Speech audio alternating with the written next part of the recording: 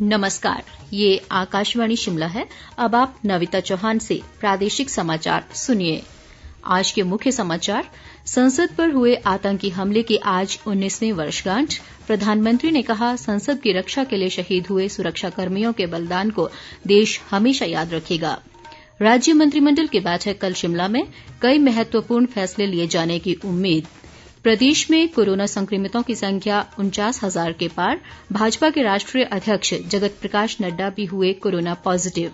और लाहौल स्पीति में कड़ाके की ठंड से जमी पेयजल पाइपें। बीती रात रही इस मौसम की सबसे सर्द रात। कोविड-19 महामारी के खिलाफ देश एकजुट होकर लड़ रहा है। आप भी हमारे साथ सुरक्षा और बचाव के 3 आसान एहतियाती उपायों का संकल्प लें। कोविड-19 से बचाव और सुरक्षित रहने के 3 उपाय। मास्क लगाएं, 2 गज दूरी है जरूरी, सुरक्षित दूरी रखें, हाथ और मुंह साफ रखें। अब समाचार विस्तार से। संसद भवन पर 2001 में हुए आतंकी हमले की आज 19वीं वर्षगांठ है। इस कायरतापूर्ण आतंकी हमले को विफल करने में सर्वोच्च बलिदान देने वाले शहीदों को राष्ट्र ने आज श्रद्धांजलि अर्पित की। इस अवसर पर संसद भवन परिसर में श्रद्धांजलि सभा भी आयोजित की गई, जिसमें उपराष्ट्रपति एम वेंकैया नायडू, प्रधानमंत्री नरेंद्र मोदी और लोकसभा अध्यक्ष ओम बिरला सहित अन्य नेताओं ने शहीदों को पुष्पांजलि अर्पित की। राष्ट्रपति रामनाथ कोविंद ने कहा है कि देश उन वीर शहीदों का कृतज्ञतापूर्वक स्मरण करता है, जिन्होंने 2001 में आज ही के दिन संसद भवन की रक्षा करते हुए अपने प्राण न्यौछावर कर दिए थे। प्रधानमंत्री नरेंद्र मोदी ने कहा है कि हम 2001 में आज ही के दिन संसद भवन पर किए गए कायरतापूर्ण हमले को कभी नहीं भूल सकते। उन्होंने कहा कि संसद की रक्षा के लिए अपने प्राण न्यौछावर करने वाले लोगों की वीरता और बलिदान को हम सदा याद रखेंगे। प्रदेश मंत्रिमंडल की बैठक कल शिमला में बुलाई गई है। मुख्यमंत्री जयराम ठाकुर बैठक की अध्यक्षता करेंगे। पंचायती राज संस्थाओं के चुनावों के लिए चुनाव आचार संहिता से पहले मंत्रिमंडल की बैठक को अहम माना जा रहा है। बैठक में 15 दिसंबर तक 4 जिलों में जारी रात्रि कर्फ्यू को लेकर भी फैसला लेने की उम्मीद है, जबकि कोरोना संक्रमण को फैलने से रोकने के फैसले लिए जा सकते हैं। माना जा रहा है कि आने वाले कुछ दिनों में पंचायत चुनावों को लेकर प्रदेश में चुनाव आचार संहिता लागू हो जाएगी। कृषि मंत्री वीरेंद्र कंवर ने कहा है कि प्रधानमंत्री किसान सम्मान निधि योजना के अपात्र लाभार्थियों से रिकवरी की जा रही है और ये मामला विभाग के संज्ञान में है। उन्होंने आज ऊना में कहा कि अपात्र लाभार्थियों की सूची जिले में सभी उपमंडलाधिकारियों को भेजी जा चुकी है और अपात्र लोगों को रिकवरी नोटिस दिए गए हैं। वीरेंद्र कंवर ने कहा कि इस योजना का लाभ सभी पात्र लोगों तक पहुंचना चाहिए। शहरी विकास मंत्री सुरेश भारद्वाज ने कोरोना को लेकर सख्ती बरतने के अधिकारियों को निर्देश दिए हैं। शिमला जिले के रोहडू में आज अधिकारियों के साथ एक बैठक में उन्होंने कहा कि शादी समारोह में अधिक भीड़ इकट्ठी न होने दें और सामाजिक दूरी के नियमों का पूरी तरह से पालन करवाया जाए।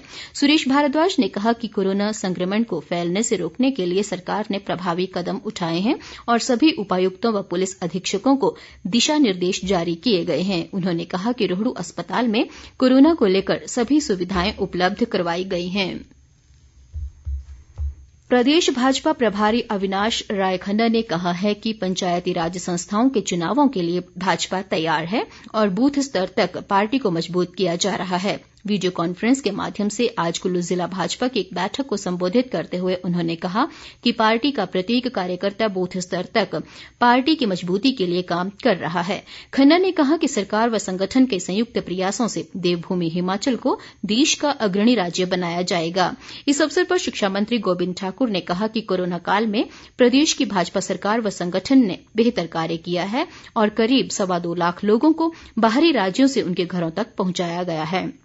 सांसद रामस्वरूप शर्मा ने भी वर्चुअल बैठक में भाग लिया।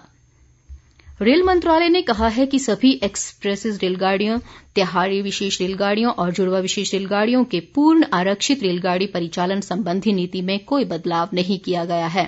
मंत्रालय का कहना है कि मीडिया के एक वर्ग में अनारक्षित टिकट जारी करने संबंधी कुछ रिपोर्ट आई है। रेल मंत्रालय ने स्पष्ट किया है कि जोनल रेलवे को कुछ मंडलों में चल रही स्थानीय यात्री रेलगाड़ी और शहर के बाहरी इलाकों में चल रही रेलगाड़ियों के लिए अनारक्षित टिकट की अनुमति दी गई है। अन्य सभी रेलगाड़ियां पूर्ण आरक्षण व्यवस्था पर ही चलेंगी। प्रदेश में कोरोना मामलों की संख्या बढ़कर 49,151 हो गई है। इनमें से 7,215 सक्रिय मामले हैं, जबकि 41,094 लोग उपचार के बाद ठीक हो गए हैं। राज्य में आज अभी तक कोरोना के 200 नए मामले आए हैं, जबकि इस दौरान 556 लोगों ने कोरोना से जंग जीती है। मंडी जिले में 63, शिमला जिले में 44, ऊना में 30, हमीरपुर में 26, चंबा में 11, बिलासपुर में 9, सिरमौर में 7 और कांगड़ा व कुल्लू जिले में आज अभी तक कोरोना के 5 नए मामलों की पुष्टि हुई है। प्रदेश में आज अभी तक कोरोना से 4 लोगों की मौत हुई है, जिसे मिलाकर अब तक कोरोना से मरने वालों की संख्या 797 हो गई है। शिमला जिले में सबसे अधिक 216 लोग कोरोना से मौत का शिकार हुए हैं। मंडी जिले में इस समय कोरोना के सबसे अधिक 1,509, शिमला में 1,367 और कांगड़ा जिले में 1,277 सक्रिय मामले हैं। इस बीच भाजपा के राष्ट्रीय अध्यक्ष जगत प्रकाश नड्डा की कोरोना रिपोर्ट भी पॉजिटिव आई है। उन्होंने खुद सोशल मीडिया पर इस बारे में जानकारी दी है कि शुरुआती लक्षण दिखने पर उन्होंने कोरोना टेस्ट करवाया और आज उनकी कोरोना रिपोर्ट पॉजिटिव आई है। नड्डा ने पिछले कुछ दिनों में उनके संपर्क में आए लोगों से खुद को आइसोलेट कर अपनी जांच करवाने को कहा है। प्रदेश के अधिकांश भागों में आज मौसम साफ रहा और दिन भर धूप खिली रही। हालांकि राजधानी शिमला सहित कुछ क्षेत्रों में दोपहर बाद से घनी धुंध छाई हुई है। लाहौल स्पीति जिले में बीती रात इस मौसम की सबसे सर्द रात रही। वहीं केलंग में न्यूनतम तापमान -15 डिग्री सेल्सियस दर्ज किया गया। लाहौल घाटी के अनेक स्थानों पर पारा 0 से 18 डिग्री सेल्सियस तक नीचे लुढ़क गया। जिले के अनेक स्थानों पर कड़ाके की ठंड से पाइपें जमने से पेयजल समस्या का सामना करना पड़ रहा है।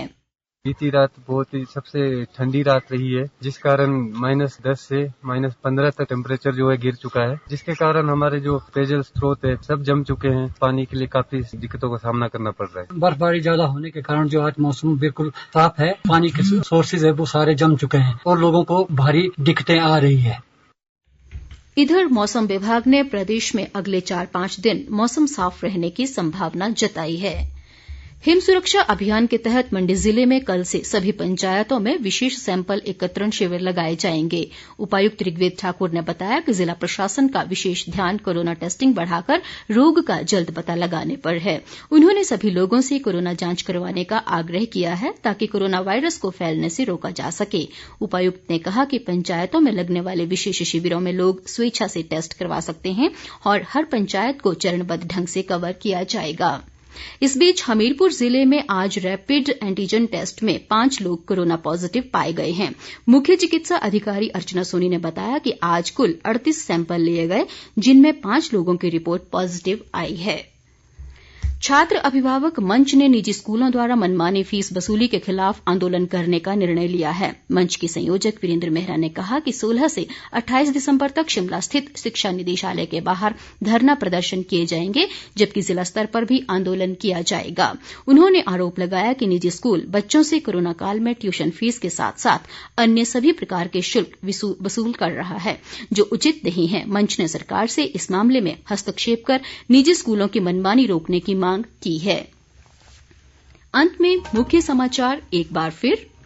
संसद पर हुए आतंकी हमले की आज 19वीं वर्षगांठ। प्रधानमंत्री ने कहा, संसद की रक्षा के लिए शहीद हुए सुरक्षा कर्मियों के बलिदान को देश हमेशा याद रखेगा। राज्य मंत्रिमंडल की बैठक कल शिमला में, कई महत्वपूर्ण फैसले लिए जाने की उम्मीद। प्रदेश में कोरोना संक्रमितों की संख्या 49,000 के पार। भाजपा के राष्ट्रीय अध्यक्ष जगत प्रकाश नड्डा भी हुए कोरोना पॉजिटिव। और लाहौल स्पीति में कड़ाके की ठंड से जमी पेयजल पाइपें।